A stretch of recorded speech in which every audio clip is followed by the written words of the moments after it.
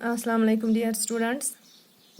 Today we shall read about non-contact forces. पहले हमने पढ़े हैं contact forces, उसमें हमने पढ़े हैं 2-4 forces, फ्रिक्शन भी उसमें हमने पढ़ा है. आज हम पढ़ेंगे non-contact forces. उसमें आते हैं 3 forces. नंबर फर्स्ट फोर्स है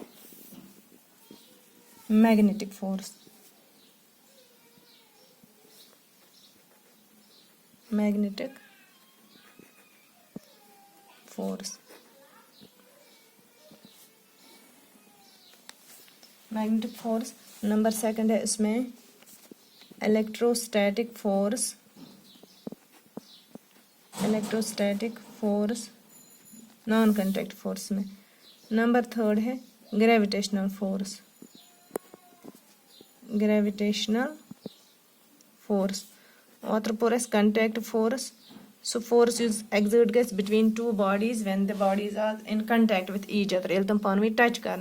Within chess parun non contact force. So force il exert gets body in maz force ya is karo exert at pet force. Magar tum asna in contact with each other kin tum karna touch ki at manch ema maitri force, magnetic force, electrostatic force and gravitational force. Number first force है magnetic force. Magnetic force. It's the force of attraction or repulsion. Attraction or repulsion that arises between electrically charged particles. Electrically charged particles because of their motion. Because of their motion. Motion.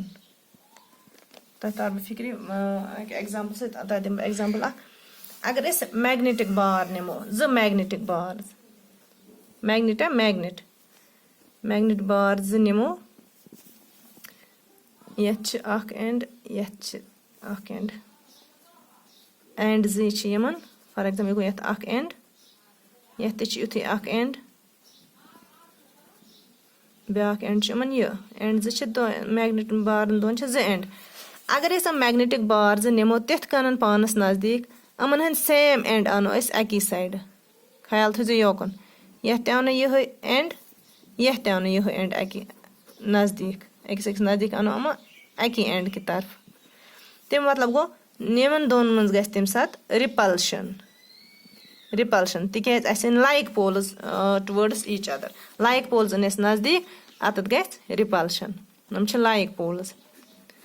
अगर इस मैग्नेटस इत का अनो नजदीक unlike poles अनो इस नजदीक यथ अनो ये एंड इस मैग्नेट का हम ये वाला एंड लाएंगे. यथ ये एंड योकन यथ अनो ये एंड तो यत ये अख एंड ये ब्याक एंड अम सात गमन अट्रैक्शन. तिकेज अम सात अन कम पोल्स नजदीक अनलाइक पोल्स. अनलाइक पोल्स यत गई अट्रैक्शन यत गई रिपल्शन. तवे it's the force of attraction और repulsion arises between electrically charged particles. नम electrically charged इन चार्जेस मोशन मज अम मोशन मज. अगर अमन अकु एंड नजदीक सेम एंड आस नजदीक तेल गस रिपल्शन गो यत रिपल्शन. अगर अमन सेम एंड आस नजदीक कि यथ आस अख एंड यथ आस ब्याक एंड तम सात गस अमन अट्रैक्शन. या अस वुचो अगर तुम यह नियो मैग्नेट गर हेकु तुम यह करित मैग्नेट अनियो तुम बे अनियो तुम पीस ऑफ आयरन. अगर तुम मैग्नेट नियो पीस ऑफ आयरनस नजदीक तत गस अट्रैक्शन. तत गस अट्रैक्शन. तिकेज यमन चार्जेस यह मोशन मज यह चार्ज मोशन मज यम सात यह फोर्स गस exert because of their motion. यमन चार्ज पार्टिकल्स मोशन यम सात यह गस एक्सर्ट फोर्स अत वना मैग्नेटिक फोर्स. क्या वन magnetic force.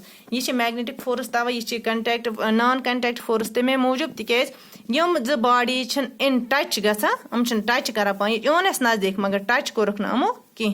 That is why this force is called non contact force.